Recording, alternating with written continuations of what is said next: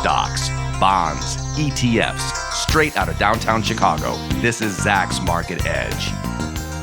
Welcome to Zacks Market Edge, the podcast about investing in your life. I'm your host, Tracy Reinick, and this week I am not going solo. I have my colleague, Brian Hayes, on this week, and he's the editor of the Income Investor portfolio here at Zacks. And it is what it says it is. It's about income. So he's our dividend specialist. And I needed him for this episode because we are going to explore how you can create a portfolio that will pay you at least $100 a month or $1,200 a year, divided over the 12 months.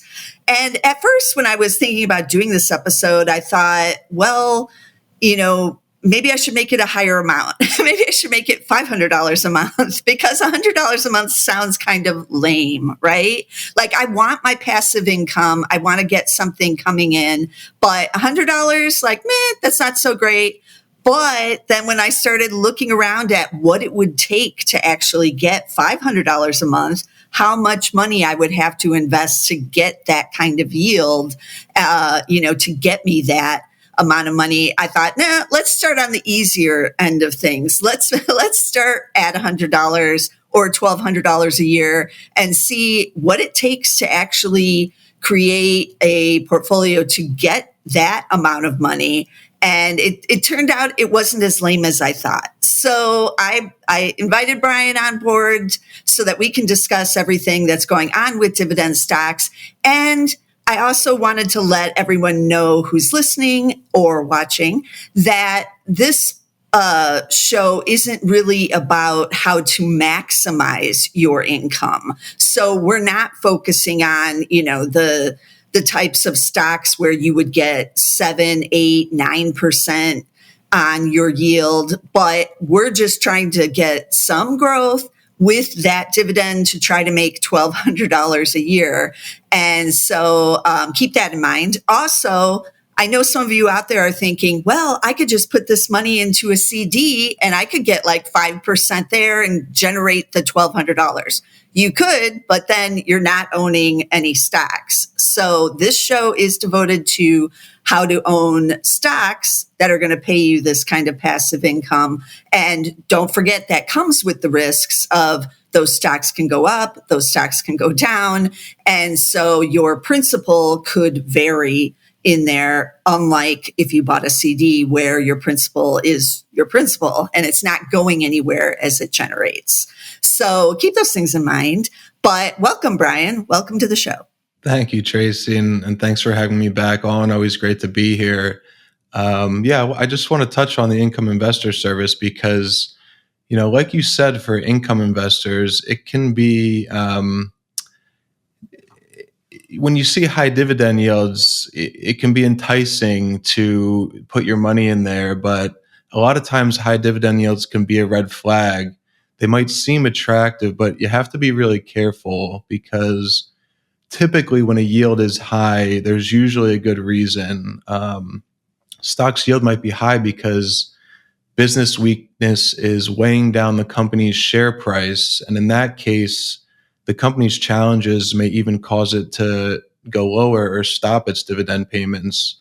And before that happens, investors are likely to sell off the stock. So, one of the things that the Income Investor Service focuses on is not only the dividend yield, but healthy companies with strong balance sheets, where we can also benefit from price appreciation. And I think that's one of the reasons why the Income Investor Service has had a lot of success. Right. Agreed. If I just wanted to get that yield, like I said, I would just go out and buy some CDs because there is little risk with that, right? But if I, want the appreciation, then that's where I have to look around, and it does mean maybe I won't get the super high yield stocks because of what you just said. Also, I was just talking with my brothers actually over the weekend because we were on the road for some softball games and we happened to stop at the Cracker Barrel. And so we were talking about Cracker Barrel restaurants, and I knew it was a publicly traded company, but I hadn't looked at it in a while. So after our discussion about the biscuits and gravy, how crowded it was or not, if it wasn't crowded, I went and took a look at the stock, and I was shocked to see that it has a dividend paying over 7%. And I was like, like what's going on here? Because that's not really normal for a restaurant stock to have a dividend yielding that high. And sure enough, the stock has really sold off in the last year. And, it's trading at like 52-week lows. And so something is going on there. So that's just a little bit of a tidbit about, looking at the yield, but then you have to go look at the company. You want a company that's growing its earnings and its sales and all of that, and where stuff that is good is going on, and then you get some kind of income off of it, not necessarily, it's 7 or 8%. I'm, throwing everything into it. But that's kind of a cautionary tale. Another one was the Walgreens. WBA is the ticker there. And they were a dividend aristocrat until just recently here, where they finally did cut the dividend because the business is struggling.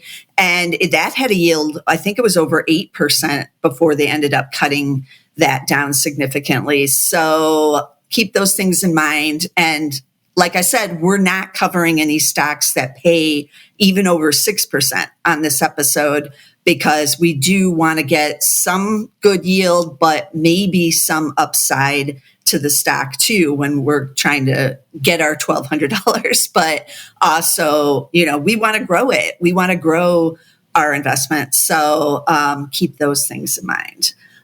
So tell me some more about why I should own dividend stocks. I know I follow a lot of dividend investors on Twitter, or X as it's now called, and a lot of them like to buy, just the ETFs even, or even just the S&P 500 that pays a dividend. And a lot of dividend investors do buy it for the dividend, for the yield, even though it's under 2% now, I believe. So and we're not talking about ETFs on this episode. I'm probably going to have Nina on to do it on a different show, but why do I want to get a dividend?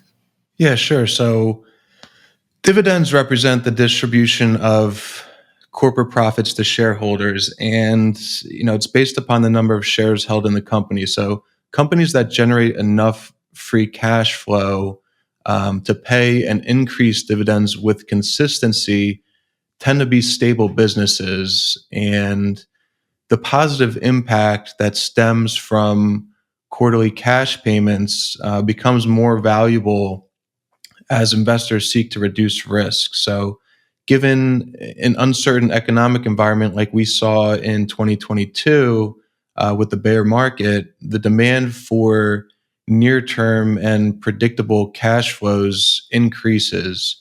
So, proponents of dividend investors like to point out that because dividends provide certainty about the company's financial well-being, they're some of the more stable companies. They tend to either maintain or increase dividends over time if they're in healthy, good shape. So as a result, companies that pay out dividends consistently attract investors. That creates demand for the stock. One of the things that we like to focus on in the income investor service are companies that have a history of raising dividends even during uncertain times. I've found personally the dividend growth rate to be a reliable forecaster of future earnings growth. And dividends are paid in cash. They're not just figures on a balance sheet that can be manipulated. So corporate directors, the management of the company, they know their companies better than anyone else. They know the financial condition of their business, along with the outlook for its future earnings growth. They're only going to raise dividends if they truly believe that future earnings will be able to sustain the higher dividend payouts. So a rising dividend trend, in my opinion, subtly reveals a company's progress. It's one of the best indicators of a healthy, growing enterprise. It's a simple yet effective strategy that helps us identify leading companies that, again, may not pay, the highest yields, but they are healthy, growing businesses. Right. Yes, that's definitely something you want to be looking for. Okay, don't you have like some data you can share with us about what's going on with the dividends? Sure. So it helps to gain a perspective of the role that dividends have played throughout history. So I have um, some charts that we're going to share here, and And for those of you listening, we'll describe what it is we're seeing, so you can know. so we're showing a chart here of the role that dividends have played over time, and dividends and their reinvestment have represented a major portion of a stock investor's total return over the long run. An examination of equity returns dating back 30 years, which this graph shows, dramatically illustrates this property. An investor in domestic stocks would have realized a 1,962% return, total return over this time frame. Now, excluding dividends, that return would have been reduced to 1,064%. So this demonstrates that dividends represented nearly 46% of the total return over this 30-year period. And this is the S&P 500. And this is the S&P 500, yes. So Wow. price appreciation is the glamour that investors tend to focus on. And of course, there are periods where, growth stocks that pay little dividends are going to outperform. And we always recommend maintaining a healthy balance in terms of allocation. But dividends are really the slow and steady engine that drive portfolio returns over the long run. So we can see that, for investors out there that may be lacking in terms of strong businesses that pay dividends, this is really an eye opener that we really need to include some dividend paying stocks. So for some of this, obviously this is a 30-year period, but most of this is just really the power of compounding, right? Yes. So this does include the effects of reinvestment and compounding. Most brokerages offer some sort of dividend reinvestment plan, which will allow your gains to compound over time. That's another important piece of it. Now, yeah, I also, if you're looking at the chart, it does take a significant amount of time before the compounding actually kicks in. So on the chart, it's from like 1994, but right around 2009 is when it really starts to kick in on the dividend yielding part of the chart and starts to really separate itself from the others because it's had all those years to compound up until then. And then it really, that's the secret of compounding. You really need to hold something for 15, 20 years, and then you really start to see the effects of the compounding. I feel like a lot of investors don't have the patience or take the time to actually see the compounding start to take effect.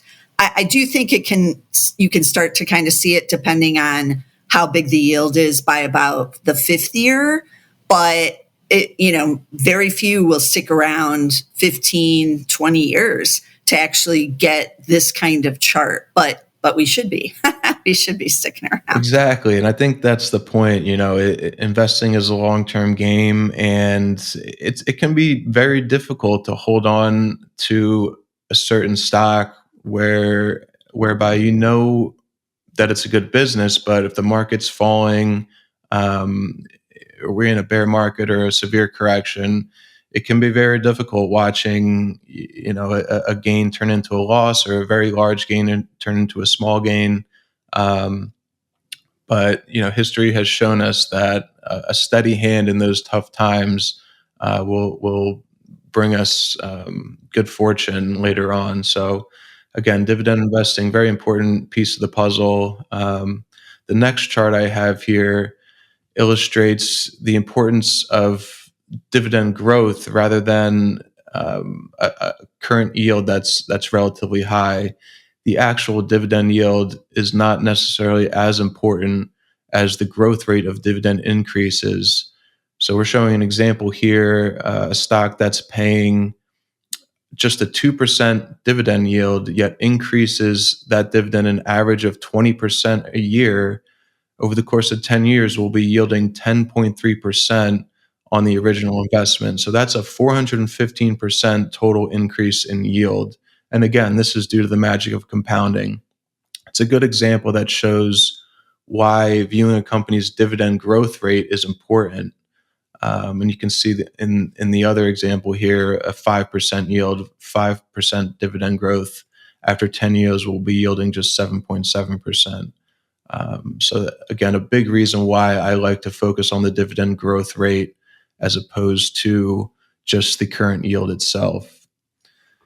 Yeah, that this aspect is really important. I was looking at a stock that does have big dividend growth because it's relatively young still, and it was a REIT. So, and it was growing quickly, but it had growth rates of like 33% a year or something for its dividend, which is high, right? Like that's amazing. But it had done it for several years. So I put it in this like dividend calculator thing that used the prior few years, like it actually could access that data and then project it out like 20 years from now, what it would be worth. And it was because it was 33% and then it was like compounding on top of each other. It was like some crazy amount for my like $10,000 investment. It said it would be worth like $1 billion or something because that company really isn't going to grow it 33% a year every year for the next 20 years. That would be a crazy growth rate. But it did, I was like shocked at like how high the number was that just from doing that, like what it got you to after like 20 years. So what is the actual regular kind of growth rate for a dividend paying company? I know 20% sounds really high to me. It can't be that high, is it? No, it varies. And I think that's why it's so important to identify, companies that are not only growing their dividends at a high pace, but are able to sustain that high growth through their earnings. And that's one of the things that we look for when identifying companies for investment in the income investor portfolio. I'm not sure about an exact average, but 20% is definitely high. But again, not out of the realm of something that we look for. And then this last chart here on my end just shows S&P 500 dividends over time. This graph is updated as of Q4 of last year. S&P 500 dividends hit another record high in the fourth quarter last year of $18.38 per share, which was up 5.7% on a year-over-year basis. This chart is a tad misleading because dividend payments, or dividend growth, I should say, is slowing over time, particularly when we zoom out and really look at history. So the historical average is about 6%. And just yesterday, we learned that on a per share basis, S&P 500 Q1 of this year, 2024, dividend payments actually decreased 1.7% to $18.06 a share when compared to the fourth quarter of last year, $18.38. So for the 12 months that ended March 2024, last month, U.S. common dividend increases were $68.1 billion, down 8.6% from the prior year's March 2023, which was $74.5 billion. So dividend growth is slowing. This previous quarter, we saw that just three companies, and this might be a decent segue into some of the companies that you want to talk about, Tracy. Just three large cap initiations accounted for 31.6% of the dividend increases. Meta Platforms, Salesforce, and Booking Holdings all initiated multi-billion-dollar dividends, which amount to $7.2 billion annually. So again, dividend growth rate, it's slowing from longer term standpoint. Another reason why it's so important to identify companies that are healthy, are stable, and are able to sustain any future growth in dividend payments. Does this $18, does that include the variable dividends too? I'm assuming it does. I believe it does. Okay. I know that a lot of the energy companies have been paying, pretty big size variable dividends over the last couple of quarters, but last quarter in Q4, it really, those were very small compared to what they had been previously. So even though energy is just a small percentage of the S&P 500 now, it's under 5%, but that could be part of the factor of why we're seeing the decline. But I guess we'll find out, because with crude elevated over 80, it looks like those variable dividends might be perking up a bit again in the next couple of quarters. So we'll see what happens there. Okay, so I'm going to segue on to what is happening with individual stocks and how you can get that $1,200.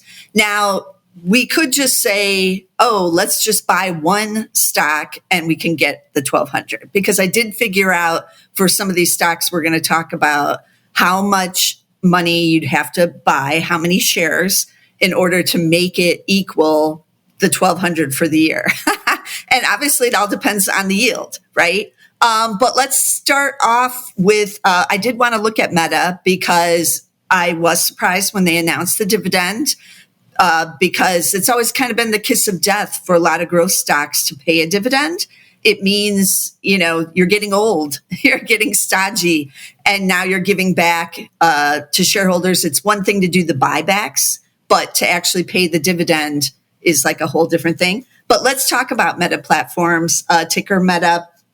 So their yield is very small. It's just 0.4%. They're paying $2 a share, though. They do have a lot of shares outstanding, as you mentioned. That's why they're paying out like billions of dollars still out there to shareholders.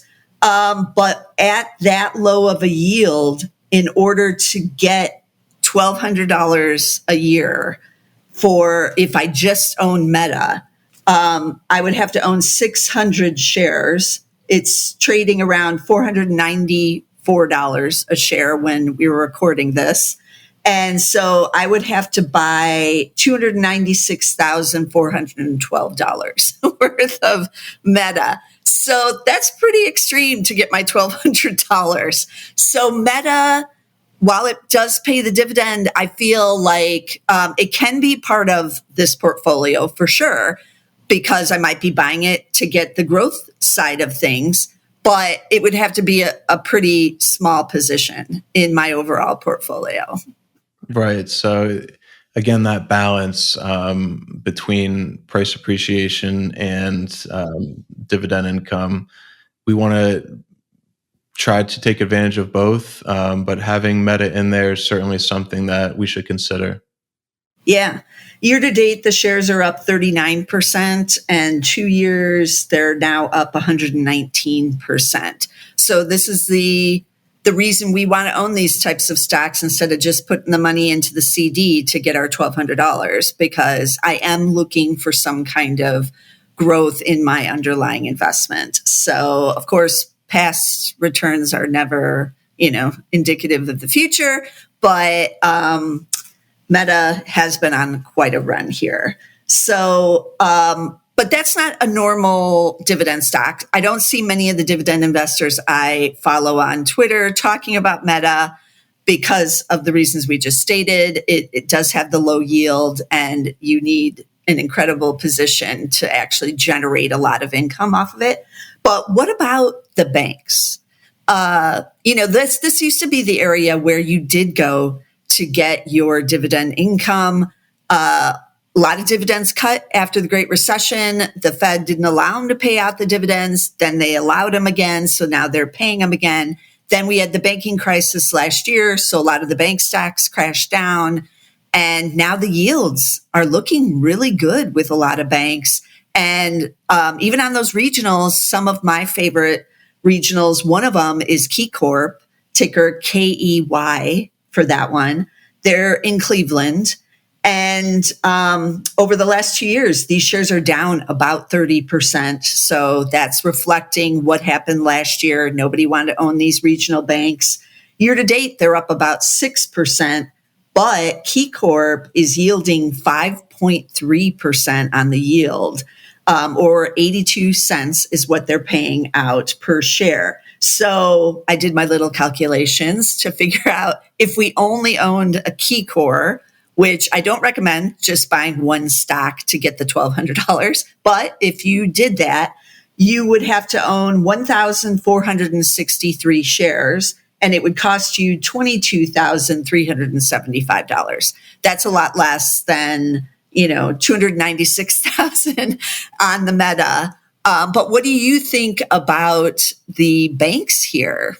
Yeah, so financials are trending up. They're starting to show relative strength. And one of the things that I like about this group is that they're relatively undervalued. So based on all the traditional valuation metrics that we look at, banks got hit hard in 2022, and even 2023, they had a pretty dismal year with the regional banking crisis. So that created a lot of opportunity, I believe, in this area, and we're starting to see them come back. Key Corp, like you said, a 5.29% dividend yield. And just looking at some of the fundamentals here, they're expected to grow earnings over 7% in fiscal 2024. So, they're returning to some sort of normalcy here. And I think there's definitely upside ahead. Yeah, I like the banks a lot, but everyone who's listened to these podcasts over the years knows, knows that I've been bullish on the banks for a couple of years. I was in the camp of, the Fed is raising rates. That's good for the net interest margin on the banks. That means their earnings will go up. They'll make more money, and that means the stocks will go up. But that hasn't been what's happened in the last 2 years because of the banking crisis, even though earnings are looking better for many of the banks because the NIM is up. But my day will come. At some point, the banks will break out. They will return as leaders, but it does provide some deals, and you do get these really good yields with some of them. So definitely an area I might want to be in to get my $1,200. Another area are the REITs, and those are real estate investment trusts. They have to pay out 80% of their earnings back to the shareholders. And so that creates a pretty consistent income stream for people, and they own real estate. So you're basically a landlord without actually being one. You're not out there, talking to the tenants or anything like these companies have to do. So one of the ones that a lot of people on Twitter follow because it does have a good yield is VC Properties, ticker V as in Victor, VICI. And that one is yielding 5.58% right now. So it's the biggest yielder on this podcast. It's $1.66 a year is what they're paying out. And to get my $1,200, I would need to buy 722 shares for about $21,267. VC owns, they're like in the entertainment side, casinos and that type of stuff. But one thing that did intrigue me about them, but this is only because I've been going to a lot of softball games recently, is that they're investing in real estate that is for sports. So a lot of parents, if you have kids in softball or actually any of it, but softball, baseball in particular, you go, if you're in the travel teams, you go on the road and you go to these certain cities that have, 12 softball fields all in one location.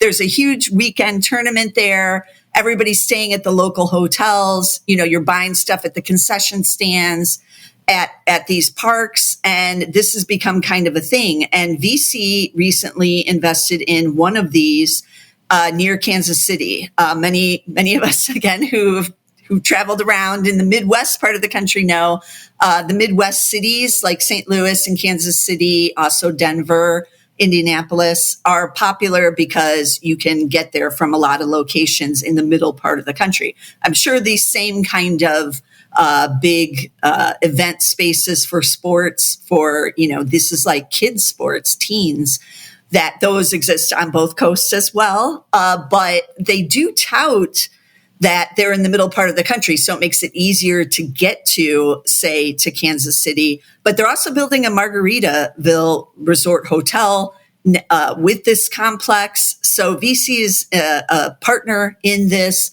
I kind of like that kind of area of real estate right now. The experiences and sports is really growing on like all capacities. And so I never thought about investing in an actual, softball like complex or volleyball or something like that. I never thought about it, but VC has. So that's just a little bit tidbit on like what they're doing at VC. So what do you think about buying REITs to get your yield? Usually you don't get quite as much appreciation with these kinds of REITs, but year to date, VC is up 8.9%, but over the last 2 years, it's up only 1.7%. So that is underperforming the S&P 500, which was up about 14% in that 2-year period. Yeah, it's funny that you mentioned that, because just this past weekend, we took our 2.5-year-old son to a sports complex right down the street. First time there, and he got to play around in this huge gymnasium. And then as I was leaving, I was talking to one of the managers, and they run these sports programs. So that's another avenue for them to make money. They have all these different programs where they introduce kids to sports. I do really like REITs here, but we have to be careful in terms of the pocket of the REIT realm that we target. We do hold a few REITs in the income investor portfolio, and I do think because real estate again was one of those sectors that got hit really hard over the last 2 years, I do think there's a good amount of upside there. There's REITs that target all different types of industries. I think one of the industries that we'll likely be staying away from is commercial real estate. But I do really like certain areas within REITs. And again, we have exposure in the income investor portfolio. Yeah. I like REITs a lot too. Keep in mind that there is tax implications for owning REITs. So make sure you talk with your tax advisor or figure out like what the tax implications are depending on where you are owning those shares, what type of account, because it is, going to generate quite a considerable amount of income for you. So keep that in mind.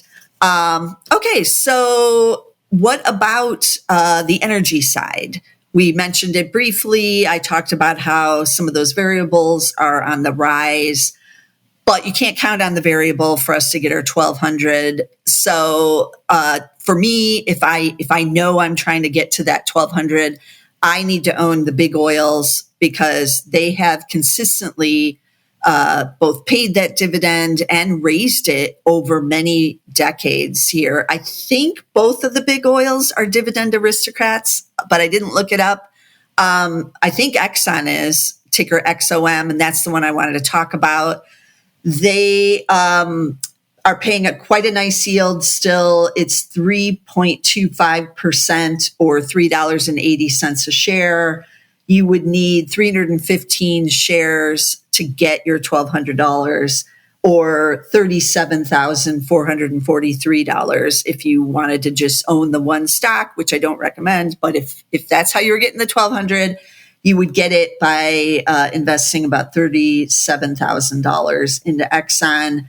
Year to date, these shares are up quite a bit, up 18.6%. Over the last 2 years, they're up about 40%. So energy's not looking terrible as far as appreciation. Then you're getting that nice little dividend yield with Exxon. So energy used to be the go-to place for a lot of investors to get their income. What do you think about energy in terms of the growth aspect of it, though? Yeah, energy is one of those sectors that is known for its yields, and I do really like energy here. We're seeing energy outperform. Energy is the leading sector over the past month, so it's somewhat surprising. A lot of people are focusing on the AI stocks and tech stocks, but energy has quietly, crept up here, and especially in the short term, we tend to see energy outperform this time of year. So it's not all of that surprising, but we're really seeing broad gains in the energy sector. And again, they do pay relatively high yields. And some stocks in this industry or sector are, trading at a pretty good price in terms of valuation. The growth from a fundamental side, doesn't look all that appealing, but energy stocks over the past few years have shown a lot of growth, so it makes some sense that they take a back seat. But again, I do really like energy exposure here, and we also maintain some exposure in the income investor portfolio as well. Okay, yeah, that is definitely on the earnings side something that people have to be aware of if they're buying a commodity stock. The earnings are cyclical and will move with the commodity most times. So Exxon earnings up and down depending on the price of natural gas, chemicals, and then obviously oil too. And a lot of the energy stocks on the producer side saw decrease in earnings over the last year as the price of both oil and natural gas came down quite a bit. So they're mostly unhedged right now. And that means that they haven't bought futures contracts in order to lock in the price. They're willing to go without it because they believe the price is going to remain fairly elevated. So keep that in mind too when you're looking at any kind of commodity stock, even if it's like oil, gold, silver, copper, fertilizers, like any of those, and we can go on about the commodities. Okay, and one other area I did want to cover, because a lot of income investors are in this particular group of companies, are big pharma. Everybody has, over the years have bought big pharma stocks in order to get some income. But in recent years, or even just the last year, a lot of these big pharma stocks have really taken off because of the weight loss drugs. And so if you have one, your stock has taken off, the earnings have taken off, and those earnings estimates are on the rise higher too. But it's really impacted the yields, I feel. So I took a look at Eli Lilly because it's one of the ones that's big in this area. It has a lot of other things going on besides weight loss, but weight loss drugs are one of the things driving it. Ticker LLY. And year to date, the shares are still up 30%. 2 year stack, they're up 165%. it's only yielding 0.7% now, which is kind of, again, surprising to me because I always think big pharma, I'm going to get at least 2% yield with a big pharma and maybe even 4 or 5%. And I'm only getting 0.68. It's $5.20 a share. I'd have to buy 230 shares to get my $1,200 now with Eli Lilly. But the shares have soared, as I just mentioned. They're trading over $700 now. So I'd have to spend $175,000 to get my $1,200 if I only owned Eli Lilly. So what do you think about big pharma here as if I'm trying to get my $1,200? Should I still be including a small amount in some of these big pharmas or not, basically? Yeah, I think, despite the relatively low yields, I do think investors should be including exposure to the healthcare sector and, big pharma in particular.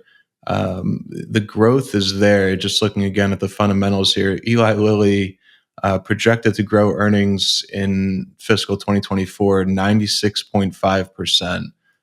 So the growth is there, and they have a history. Last year, exceeded earnings estimates 3 out of 4 times. So they have a history of exceeding earnings estimates. I'm expecting these companies to raise their dividends. Even though the yields won't be anything like we see in REITs or energy.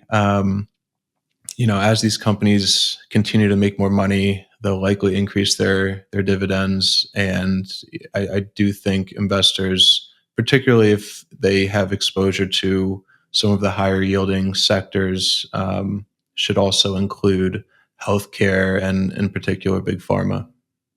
Yeah, it's an area I've liked a lot. And it is nice to see some of these stocks breaking out again because it's been kind of a quiet time over the last couple of decades for a lot of these big pharma stocks. So we finally have movement on these, but we're still waiting on the banks. That's the one other area that we're still waiting on. But some of these others that have lagged a bit are starting to pick up. Now, I did want to mention that I also took a look at the home builders actually for dividends. And one of my favorites that has always paid the most in the home builders, it's always had the highest yield. It kind of has always trumpeted like we pay the most out of all the home builders. MDC Holdings is the name of it, ticker MDC. I went to go look at it and I saw a big spike in the stock, and then it's just kind of been trading sideways for a couple months. And normally when you see a chart like that, you're like, something's going on. They must be being bought out. And sure enough, they are. So you can no longer buy the highest yielding on the home builders, but some of the others have real good free cash flows right now. And they have been pretty generous with both share buybacks and also paying a dividend. So take a look at some of those, perhaps, if you're looking for both the growth, especially on the earnings side, and a decent yield going on with some of the home builders. But I decided after seeing that they're being bought out that I wouldn't feature one. Okay, so if you want to get the $1,200, I don't recommend just doing one stock to get that, but you could do a combination of a bunch of these. All of these are large cap companies that we've talked about. It is easier to find the yields in the large caps, but some small caps do pay dividends as well. I guess I should have Brian back on to do an episode just on small cap dividend payers because that's even more intriguing if a small cap company can manage its cash flows and to reward shareholders like that when it's not one of these multi-billion-dollar or trillion-dollar companies as some of these others are. So yes, I'm going to have him back on to talk about that. But let me recap the stock tickers we did talk about for this episode. So there was KeyCorp, which is the bank, in Cleveland, ticker KEY is the ticker there. VC Properties is the real estate REIT, ticker V as in Victor, I, C as in cat, I. Then we talked about Meta. That's one of the new dividend pairs. So all of us dividend investors can now own Meta in our portfolios if that's our, mantra that we only want the dividend pairs. Ticker M as in Mary, E, T as in Tom, A as in Adam, Meta. And then we talked about energy, ExxonMobil, always consistent on its dividend, ticker X as in X-ray, O, M as in Mary, XOM. And then Eli Lilly, ticker L as in Larry, L as in Larry, Y as in yes. LLY is the ticker there. And I mentioned MDC Holdings, so I'll just mention the ticker again. It's M as in Mary, D as in David, C, but they are being acquired. So they're going away. But as always, be sure to subscribe to get all of our podcasts, and our video podcasts you can find on Zacks.com/YouTube. And audio you can get on Apple Podcasts. We're on Spotify. You can get us on Amazon Music and on SoundCloud. But get us wherever you can get podcasts. And I'll see you again next week with some more stocks.